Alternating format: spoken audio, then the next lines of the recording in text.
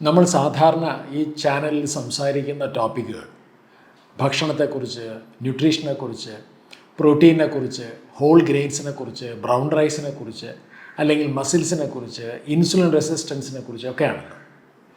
പക്ഷേ ഇതൊന്നുമല്ലാതെ എൻ്റെ ഒരു ഡെയിലി ഹാബിറ്റ്സിനകത്ത്, എൻ്റെ ഹെൽത്തിനകത്തും അതുപോലെ എൻ്റെ ഒരു ഓവറോൾ വെൽബീയിങ്ങിനകത്ത് ഞാൻ പ്രാക്ടീസ് ചെയ്യുന്ന 5 സിമ്പിളായിട്ടുള്ള ഹാബിറ്റ്സ്.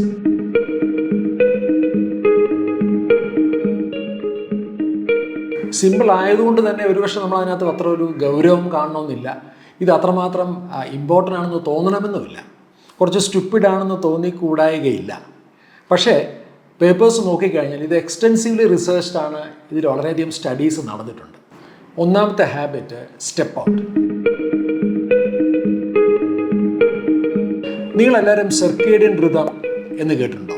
അതായത് നമ്മുടെ ശരീരത്തിൽ ഒരു 24 മണിക്കൂറിൽ നമ്മുടെ ശരീരം ഫിസിക്കലായിട്ടും മെൻ്റലായിട്ടും ഇമോഷണലായിട്ടും ബിഹേവിയറിലുമായിട്ടൊക്കെ തന്നെ റെസ്പോണ്ട് ചെയ്യുന്നതിനെ പ്രധാനമായിട്ടും നിയന്ത്രിക്കുന്നത് നമ്മളുടെ ഡെയിലി എക്സ്പോഷർ ടു ലൈറ്റാണ്, അല്ലെങ്കിൽ ഡെയിലി എക്സ്പോഷർ ടു ഡാർക്ക്നെസ്സാണ്. നമ്മുടെ ശരീരത്തിൽ ഒരു ബയോളജിക്കൽ ക്ലോക്കുണ്ട്. നമ്മളുടെ ബ്രെയിനിലെ സൂപ്പർ കയസ്മാറ്റിക് ന്യൂക്ലിയസ് എന്നാണ് പറയുന്നത്. ഈ ബ്രെയിൻ റെസ്പോൺസ് പ്രധാനമായിട്ടും തീരുമാനിക്കുന്നത് ലൈറ്റാണ്, അതും പ്രത്യേകിച്ച് നാച്ചുറൽ ലൈറ്റ്.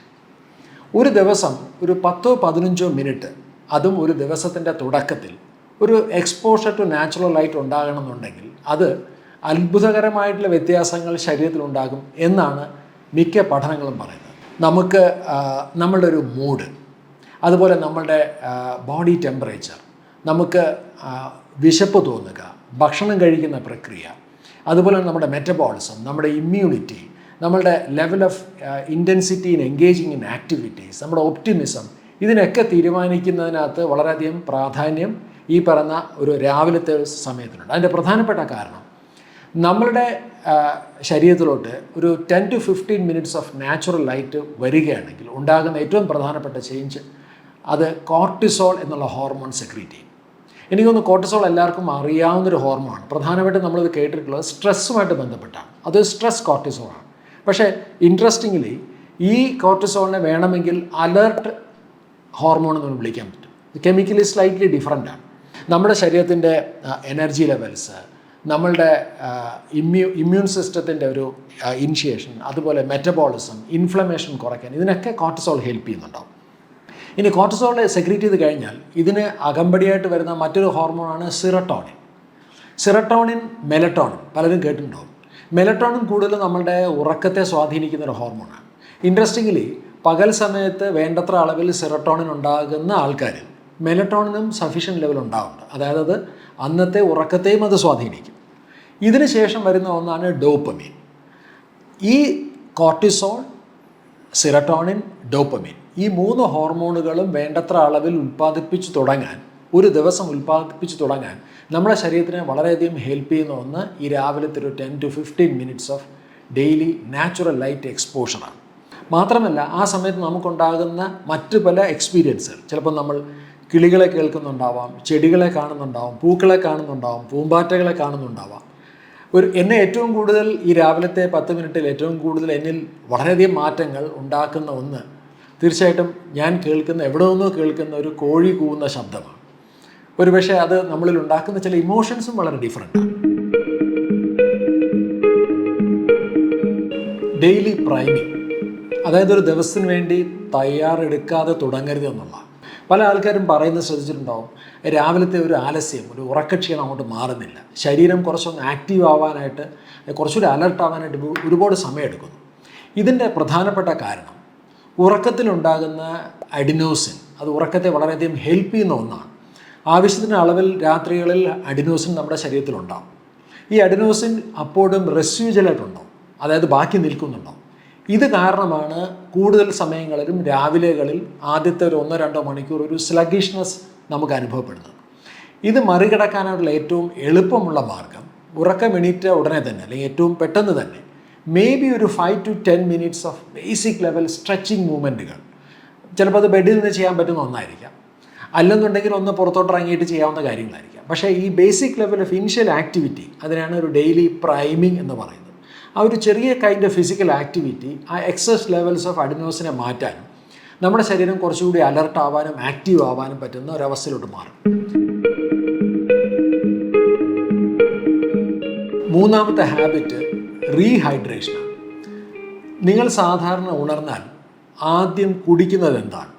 മിക്ക ആൾക്കാരും ഒരുപക്ഷെ ഏറ്റവും കൂടുതൽ ഡിമാൻഡ് ചെയ്യുന്നത് ഒരു കപ്പ് കോഫിയോ അല്ലെങ്കിൽ ടീയോ, അല്ലെങ്കിൽ കുറച്ച് ഹെൽത്ത് കോൺഷ്യസ് ആയ ആൾക്കാരാണെങ്കിൽ മേ ബി കുറച്ച് ഹെർബൽ ടീ ഒക്കെ ആയിരിക്കാം. സ്ലീപ്പ് എന്ന് പറയുന്ന ഒരു സബ്സ്റ്റാൻഷ്യൽ ലെവൽ ഓഫ് ഡീഹൈഡ്രേഷൻ നടക്കുന്നൊരു സമയമാണ്.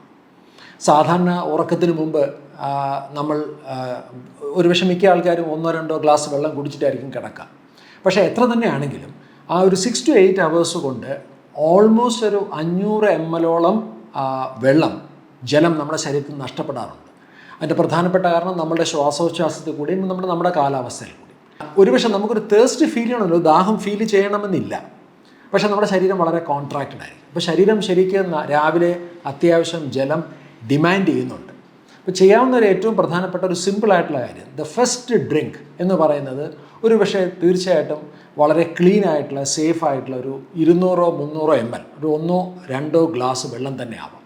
മേ ബി നിങ്ങളുടെ ഹാബിറ്റ് അനുസരിച്ച് നിങ്ങൾക്ക് ഇഷ്ടമാണെന്നുണ്ടെങ്കിൽ ഒരു സ്ക്യൂസ്, ലെമൺ സ്ക്യൂസോ, അല്ലെങ്കിൽ ഇന്ന് വളരെ പോപ്പുലറാണ് ഇൻഫ്യൂസ്ഡ് വാട്ടേഴ്സ്, അതായത് വെജിറ്റബിൾസ് ഒക്കെ ഇട്ടിട്ടുള്ള ഇൻഫ്യൂസ്ഡ്, ഓവർനൈറ്റ് ഇൻഫ്യൂസ് ചെയ്ത വെള്ളമാവാം. അല്ലെങ്കിൽ മേ ബി അതിൻ്റെ കൂടെ ഷിയ സീഡ്സ് ഒക്കെ ആഡ് ചെയ്യുന്ന പലതരത്തിലുള്ള ഇത്തരത്തിലുള്ള ഹെൽത്തി ആയിട്ടുള്ള ഡ്രിങ്കുകളുണ്ട്. എന്തായാലും first drink in the morning തീർച്ചയായിട്ടും വെള്ളം തന്നെ ആയിരിക്കണം.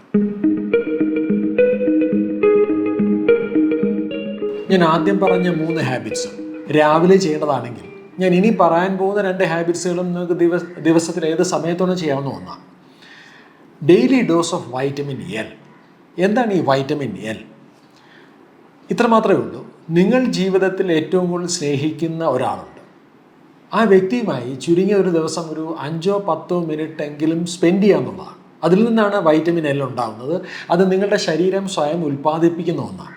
ആരാണ് നിങ്ങൾ ജീവിതത്തിൽ ഏറ്റവും കൂടുതൽ ഇഷ്ടപ്പെടുന്ന, നിങ്ങൾ ഏറ്റവും കൂടുതൽ അടുത്ത് ചേർന്ന് നിൽക്കാൻ ആഗ്രഹിക്കുന്ന വ്യക്തി ആരാണ്? ഒരു സംശയമില്ല, അത് നിങ്ങൾ തന്നെയാണ്. അതായത് പറഞ്ഞതിൻ്റെ അർത്ഥം ഇത്ര മാത്രമേ ഉള്ളൂ. നിങ്ങൾ ഈ തിരക്ക് പിടിച്ച ഈ ബഹളം നിറഞ്ഞ ലോകത്തിനിടയ്ക്ക് നിങ്ങൾക്ക് വേണ്ടി മാത്രമായിട്ട് എത്ര സമയം ഒരു ദിവസം ചിലവഴിക്കുന്നുണ്ട്?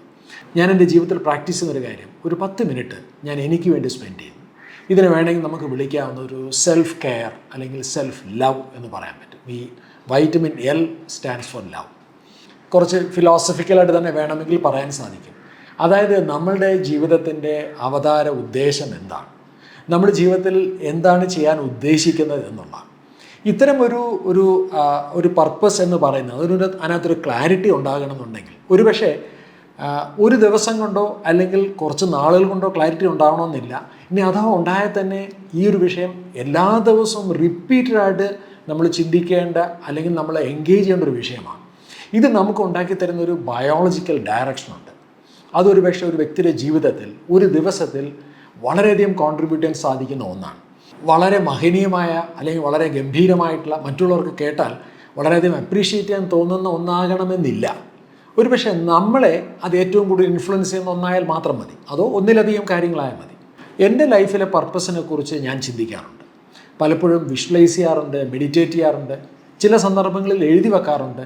ചിലപ്പോൾ ചിരി തോന്നുവാം, ഞാൻ ചിലപ്പോൾ എന്നോട് തന്നെ സംസാരിക്കാറുമുണ്ട്. പല ആൾക്കാരും കരുതുന്നത് ഒരുപക്ഷെ കുറച്ച് പ്രായമാകുമ്പോൾ ജീവിതത്തിലെ പ്രധാനപ്പെട്ട പല കാര്യങ്ങളൊക്കെ ചെയ്ത് തീർന്നു കഴിയുമ്പോൾ ഒരു മേ ബി ഒരു 50s 60s കഴിഞ്ഞാൽ അതിന് വലിയ റിലവൻസ് ഇല്ലയെന്ന് ചിന്തിക്കുന്നവരുണ്ട്. പക്ഷെ അങ്ങനെ ആകണമെന്നില്ല. നമ്മൾ ഏത് പ്രായത്തിലാണെങ്കിലും നമ്മുടെ ലൈഫിൽ ഒരു വളരെയധികം നമ്മളെ ഗൈഡ് ചെയ്യുന്ന, രാവിലെ എണീക്കുമ്പോൾ നമ്മളെ പ്രചോദനമുണ്ടാക്കുന്ന, ഒരു ഉത്സാഹം തോന്നുന്ന ഒരു പർപ്പസ് ചിന്തിച്ചെടുക്കാത്ത ഒരു വ്യക്തിക്ക് ഒരുപക്ഷെ അന്നത്തെ ദിവസത്തിൻ്റെ ലൈഫിനെ കുറിച്ച്, അതിൻ്റെ ഒരു വാല്യൂവിനെ കുറിച്ച് ചിന്തിച്ചു നോക്കി. 5ാമത്തെ ഒരു ഡെയിലി ഹാബിറ്റ് ഒരു daily dose of vitamin S ആണ്. ഈ വൈറ്റമിൻ എൽ നമ്മളുടെ ശരീരത്തിൽ നമ്മൾ തന്നെ സ്വയം ഉൽപ്പാദിപ്പിച്ചെടുക്കേണ്ടതാണ് എന്നുണ്ടെങ്കിൽ വൈറ്റമിൻ എസ് നമുക്ക് ശരീരത്തിൽ ഉൽപ്പാദിപ്പിക്കാൻ പറ്റുന്നില്ല, നമുക്ക് പുറത്തുനിന്ന് കിട്ടേണ്ടതാണ്. ഇവിടെ എസ് സ്റ്റാൻഡ്സ് ഫോർ സോഷ്യലൈസിങ്. അതായത് നമുക്ക് സമൂഹത്തിൽ നിന്ന് കിട്ടേണ്ടതായിട്ട് ചില പ്രധാനപ്പെട്ട ഒന്നാണ് വൈറ്റമിൻ എസ്. ലോകത്തെ ഏറ്റവും കൂടുതൽ സന്തോഷത്തോടെയും ആരോഗ്യത്തോടു കൂടിയും 100 വയസ്സിലധികം സെൻറ്റിനേറിയൻസ് ആയിട്ട് ജീവിച്ചിരിക്കുന്ന ആൾക്കാരെക്കുറിച്ച് നടത്തിയിട്ടുള്ള ഏറ്റവും പ്രശസ്തമായ പഠനങ്ങളിലൊന്നാണ് ബ്ലൂ സോൺ സ്റ്റഡീസ്. ആ സ്റ്റഡീസിൻ്റെ രീതികളെക്കുറിച്ചൊക്കെ കുറച്ച് കോൺട്രവേഴ്സി ഉണ്ടെങ്കിലും അതിൽ പല ഒബ്സർവേഷൻസും വളരെ ഇൻട്രസ്റ്റിംഗ് ആണ്. ഈ എല്ലാ ഗ്രൂപ്പുകളിലും 5 പ്രധാനപ്പെട്ട സോണുകളിലാണ് ഈ പഠനങ്ങൾ നടന്നത്. ലോകത്തിൻ്റെ 5 ഭൂപ്രദേശങ്ങൾ നടത്തിയ പഠനങ്ങളാണ്. ഈ 5 ഭൂപ്രദേശങ്ങളിലും ആരോഗ്യത്തോടെയും സന്തോഷത്തോടെയും 100 വയസ്സിന് മുകളിൽ ജീവിച്ചിരിക്കുന്ന ആൾക്കാരുടെ എണ്ണം വളരെ കൂടുതലാണ്. അവർക്ക് എല്ലാവർക്കും ഒരു പൊതു സ്വഭാവമുണ്ട്. ആ സ്വഭാവം ഇത്ര മാത്രമാണ്: എല്ലാ ദിവസവും ഇവരെല്ലാ പേരും കൂടുതലും വൈകുന്നേരങ്ങളിൽ ഒന്നിച്ചിരുന്ന് ഭക്ഷണം കഴിക്കുകയും ഫാമിലിയും ഫ്രണ്ട്സും അവരുടെ സമൂഹത്തിൽ ഏറ്റവും കൂടുതൽ ആൾക്കാരുമായിട്ട് ഏറ്റവും കൂടുതൽ ദിവസങ്ങൾ വൈകുന്നേരങ്ങളിൽ സമയം ചെലവഴിക്കാൻ താല്പര്യമെടുക്കുന്ന അങ്ങനത്തെ ഒരു കൾച്ചർ, ഒരു ഡെയിലി ഹാബിറ്റ്സിൻ്റെ ഭാഗമായുള്ള ആൾക്കാരാണ്. ഇന്ന് ഇത്രമാത്രം സാങ്കേതിക വിദ്യകളുടെ സഹായത്തോടു കൂടി ഇത്രമാത്രം കണക്റ്റഡ് ആകാനും യാത്രകൾ ചെയ്യാനും പരസ്പരം ബന്ധപ്പെടാനും ഒക്കെ സാഹചര്യങ്ങൾ ഉണ്ടായിട്ട് പോലും ഒരുപാട് ആൾക്കാർക്ക് ഇതൊരു ക്രോണിക് ആയിട്ടുള്ള ഒരു സോഷ്യൽ ഐസൊലേഷനുണ്ട്. അതായത് ഒരു പലപ്പോഴും സാമൂഹ്യപരമായി ഒറ്റപ്പെട്ടെന്ന് തോന്നുന്നുണ്ട്. ഒരുപക്ഷെ അവർ ജീവിക്കുന്ന വളരെ വലിയ കമ്മ്യൂണിറ്റികളിലായിരിക്കാം. ഒരു ലോൺലിനെസ് പല ആൾക്കാർക്കും ഉണ്ടാകുന്നുണ്ട്.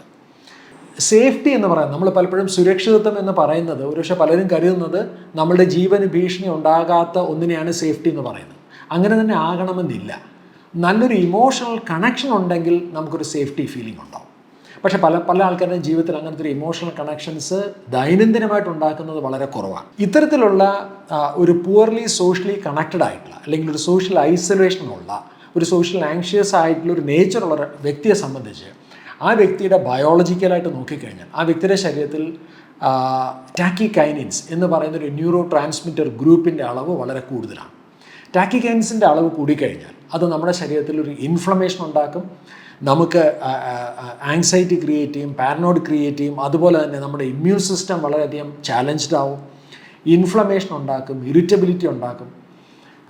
ഇത്തരത്തിലുള്ള ന്യൂറോ ട്രാൻസ്മിറ്റേഴ്സിൻ്റെ അളവ് കൂടുതലുള്ള പല ആൾക്കാരിലും stroke, depression, anxiety, heart diseases, hypertension, brain fogging, cognitive decline ഒക്കെ ഉണ്ടാകുന്നതിന് കാരണമാകുന്നുണ്ട്.